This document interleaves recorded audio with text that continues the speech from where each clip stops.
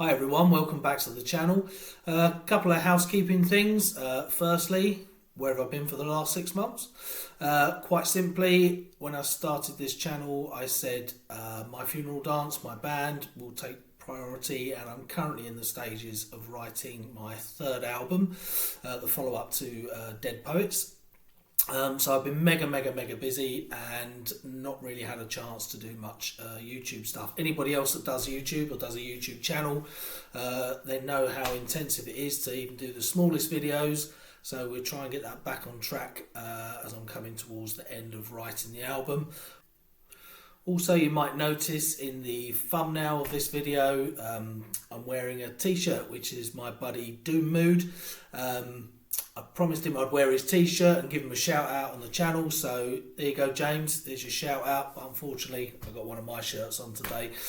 Yours is in the wash. If you haven't checked out Doom Mood, go check out his music. I'll leave the links in the description. And also, if you are local to Coventry, he's playing next Saturday, the 3rd of May at Necroscope. So do go along and see him. And you'll also see the fantastic electronic band Hey Budapest playing as well, who always put on a really good show. So go and support the artists. Obviously, go support live music. Right. Hope you enjoyed that demo. I didn't, and the reason for that I'll come on to shortly.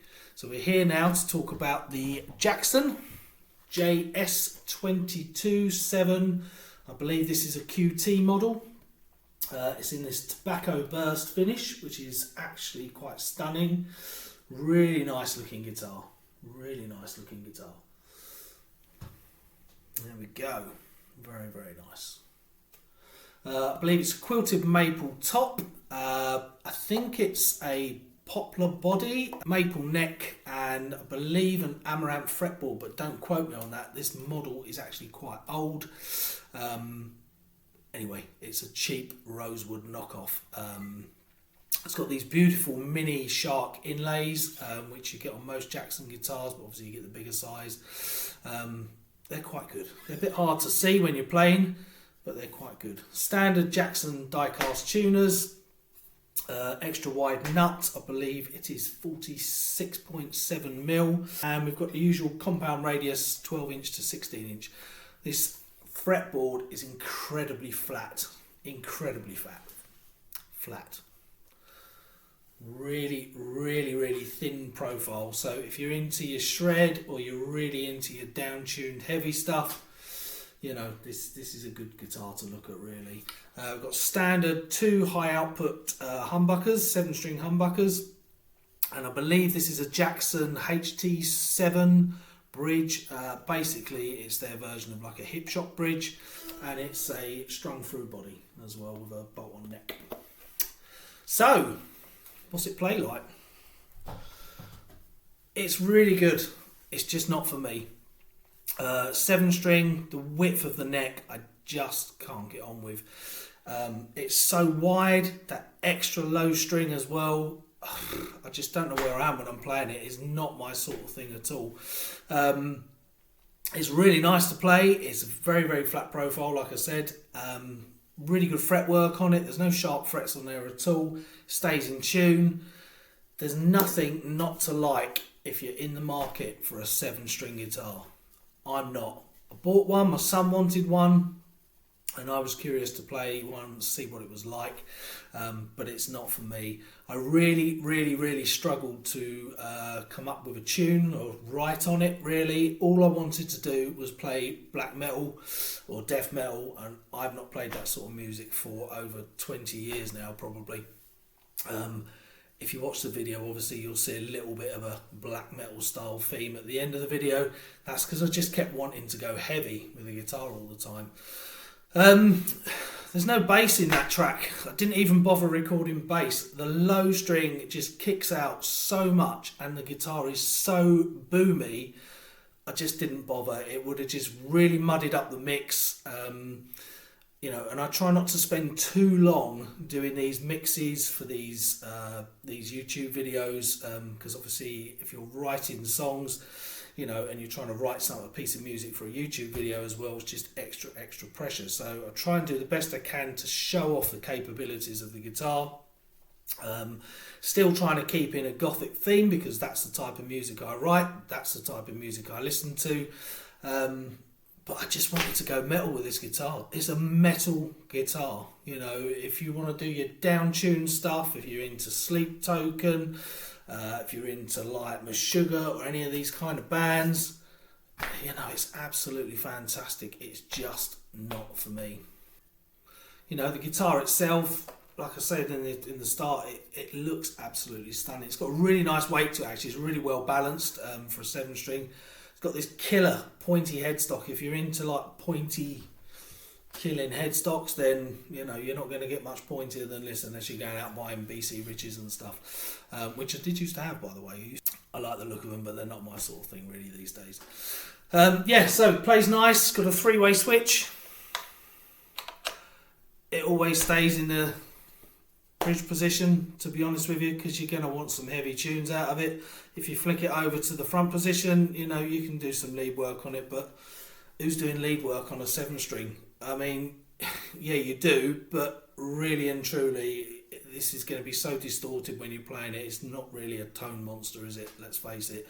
I don't think I've even bothered using the tone control on it. I mean, I very rarely use tone controls on any of my guitars anyway. So why I would use one on a 7-string absolutely beats me. I mean, you could get away with just one single volume pot. It's a perfect guitar for modding. You know, if you're going to buy one of these, chuck a couple of Seymour Duncans in it or something. You know, you might get a better tone out of it. But to be honest, like I say, if heavy stuff's your thing, you know, I'm not saying that heavy people don't have good tone and all the rest of it. I don't want to get into that argument at all. But personally, if you're cranking your amps up, you're cranking up your modelers and all that sort of stuff, you know, just chug away on the low strings. That's what it's for, chugging away on the low strings. What did surprise me for a 7-string guitar and with such high output pickups is the clean tones. Actually really nice, really nice, clean, sparkly tones. Yeah, real good clarity actually. Currently retails at around about £250 to £270. I believe they do like a black quilted one. I've not actually seen this tobacco burst anywhere. And like I say, I think this guitar's probably 5 or 6 years old by now. But I've not seen this tobacco burst anywhere. I've not even seen it on eBay, to be honest with you. But I suspect second hand, you could probably pick one of these up for about the 150 mark. And if you're in the market for a 7-string, it's one of the best on the market. You can't go wrong. Some people complain about the quality of Jackson guitars sometimes. We own 3 Jackson guitars. I've got a Phil Demmel PDX2 Flying V, which is absolutely stunning, and I will be putting a review out of that at some point. Not really into Machine Head, and I have met Phil Demmel, absolutely brilliant, nice guy, but the guitar is absolutely stunning and it's flawless. And my son has a Jackson Dinky in lime green, and again I'll do a review of that at some point. But all 3 guitars are really well made. They're all different price points. The 7-strings probably around, like I say, £250. The Phil Demmel PDX model was probably around about £800 to £1,200 when I bought it. And the Jackson Dinky, which actually is the best of the lot. Anyway, guys, that's the Jackson 22Q7, I think it is, or Q7. Not my sort of thing. Didn't particularly enjoy making the demo video. Had lots and lots of problems with it sounding out of phase. But that wasn't to do with the guitar. That was just to do with me and me being not used to playing a 7-string, basically. Anyway, hope you enjoyed the video. Welcome back to the channel. I will promise to try and update these videos a little bit more often. I'm going to be doing some countdowns of my top 5 guitars wanted at the minute. The number 1 guitar will probably not surprise you. We'll wait and see, might do. Yeah, and we'll get the video back on track. So got lots of videos planned, lots of reviews, still got loads of guitars in my collection. I think we've got about 30 odd to get through, and I will be doing a part 2 review of the little Ampero unit that I put up originally. because I've now had a lot of time to play with that and tinker around with it, so I'll let you know my final thoughts on that one and whether it's worth the money, particularly as I think they're a bit more expensive now. Don't forget to subscribe, don't forget to hit that bell for notifications, and please share the video around as well. So I think I'm currently sitting at about 30 subscribers, so I think I'm mostly talking to myself. But there's obviously people interested because the views on my videos are now heading towards the 1,000 mark, and it'd be nice to keep that going up and up and up. So any help you can give us with that, guys, would be fantastic. If you want to keep up to date with all the music I'm doing, particularly with My Funeral Dance, don't forget to go and subscribe to the My Funeral Dance channel, and also check out the My Funeral Dance social media channels, Facebook, Instagram, all the usual places. And you can keep notified on that with the third album coming up. Some cracking tracks on there, even if I do say so myself. So please make sure you're hitting those notification bells and subscribing to all the relevant channels to keep updated. We'll see you again soon, and take care for now.